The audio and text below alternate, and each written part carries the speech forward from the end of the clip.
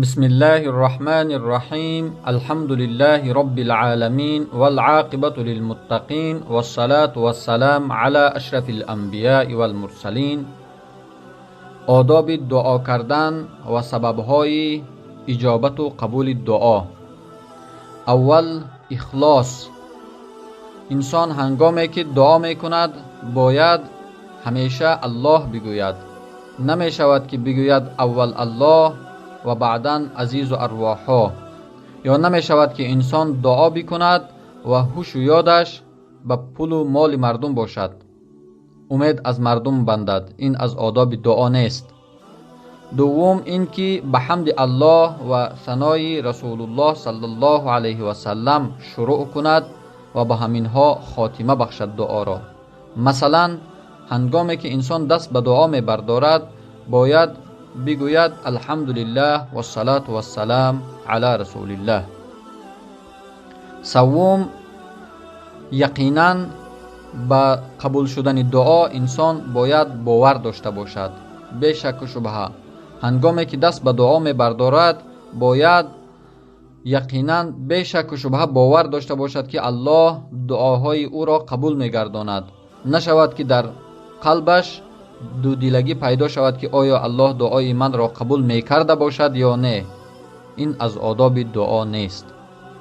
چهارم، باید دعا را همیشگی انسان بر دوام انجام دادن بگیرد و طلب نکند زود قبول شدن دعا را. وقتی که انسان یک روز و دو روز یا که یک ماه و دو ماه دعا می کند که دعایش قبول نشود باید دل شکسته نشود. باید همیشگی دعا بکند و یقینا به شک و شبهه الله دعای او را در روز و وقت مناسب اجابت می گرداند. پنجم، حضور قلب در دعا.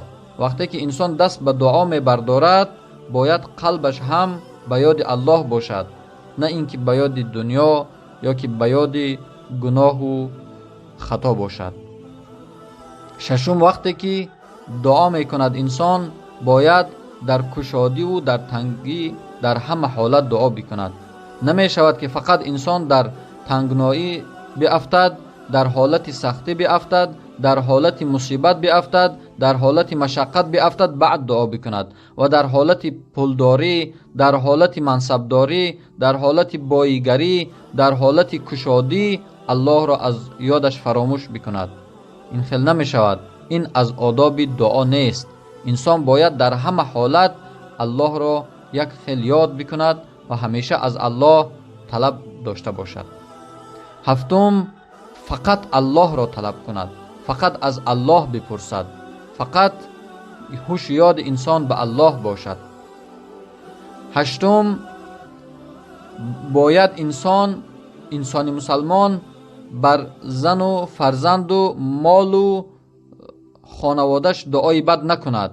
این از آداب دعا نیست، زیرا که امکان دارد وقتی که انسان دعای بد میکند رسول الله صلی الله علیه و سلم میفرمایند الله را هنگامی که دعا قبول می شود موافقت نکنید بر اهل و بیت و زن و فرزند و مالتان دعای بد نکنید، زیرا که همون هنگامی که شما دست به دعا می بردارید و بر آنها دعای بد می کنید دعای شما ساعت اجابت را موافقت می کند، برابر می شود با ساعت اجابت دعا و دعای شما قبول می شود و خود پشیمان می شود.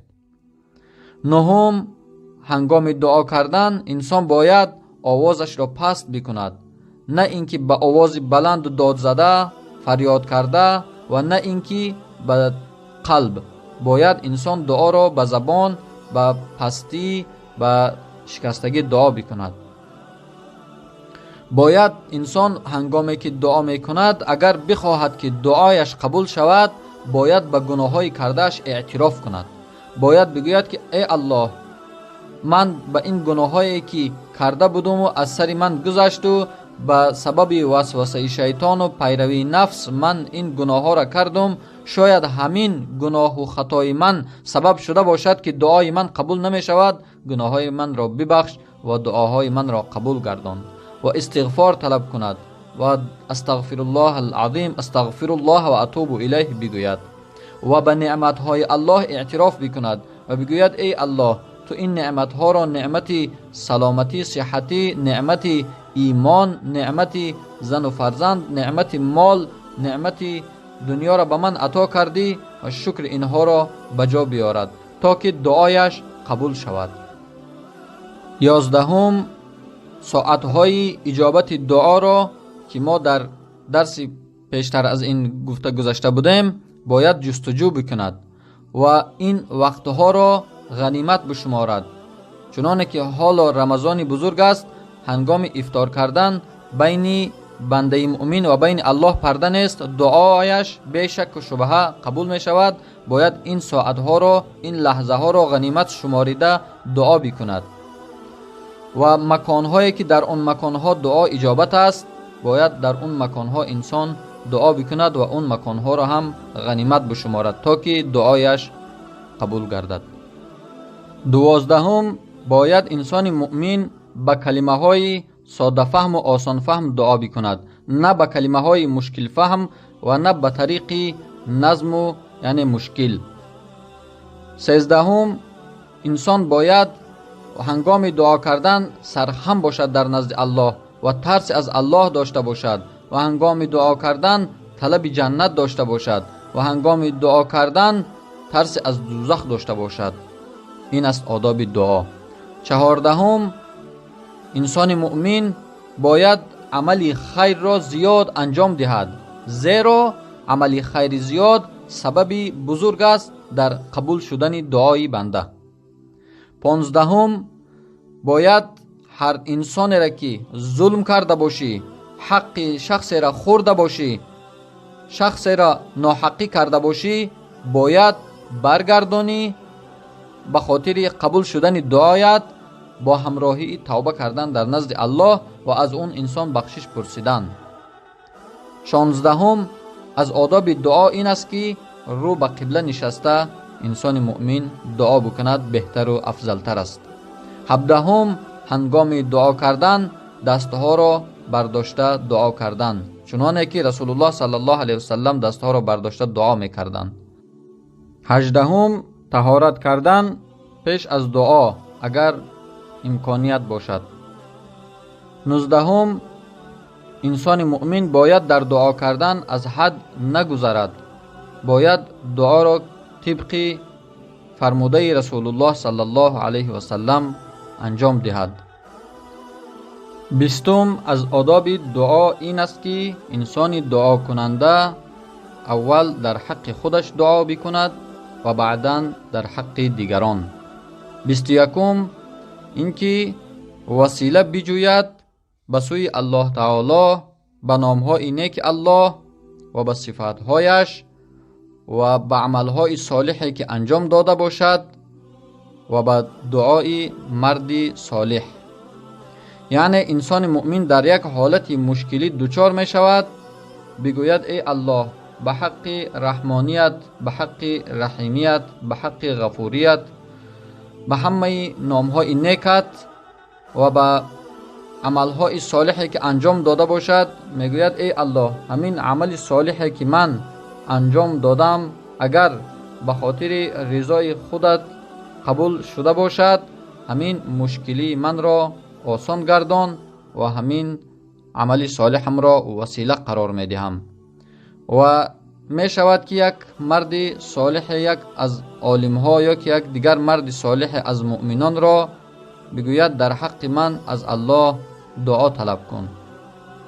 22 به سوی الله تعالی نزدیک شدن به زیادتی نفل ها. انسان مؤمن همیشه عملهای نفل را، نمازهای نافله را، روزهای نافله را بعد از فرضها زیاد انجام بدهد و این از بزرگترین سببهای اجابت دعا است. 23 اینکه شخص دعا کننده باید طعامش، خوراکیش و نوشاکیش و لباسهایش از راه حلال باشد، از مال حلال به دست آمده باشد.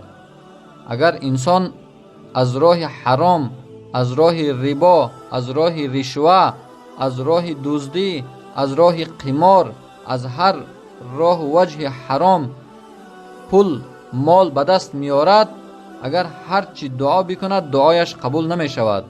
مثل قصه که رسول الله صلی الله علیه و سلم در حدیث آوردند، گفتند یک مردی که در صحرا به خاطر راه الله سفر میکرد، موی سرش پر از چنگ و خاک بود. در این سفر دور و دراز هرچی دعا میکرد دعایش قبول نمیشد، زیرا طعام او، شراب او و لباس او همه‌اش از راه حرام به دست آمده بود. 24 انسان مؤمن باید گناه را طلب نکند از الله، یا پیوند خویشاوندی را کنده کردن را از الله طلب نکند.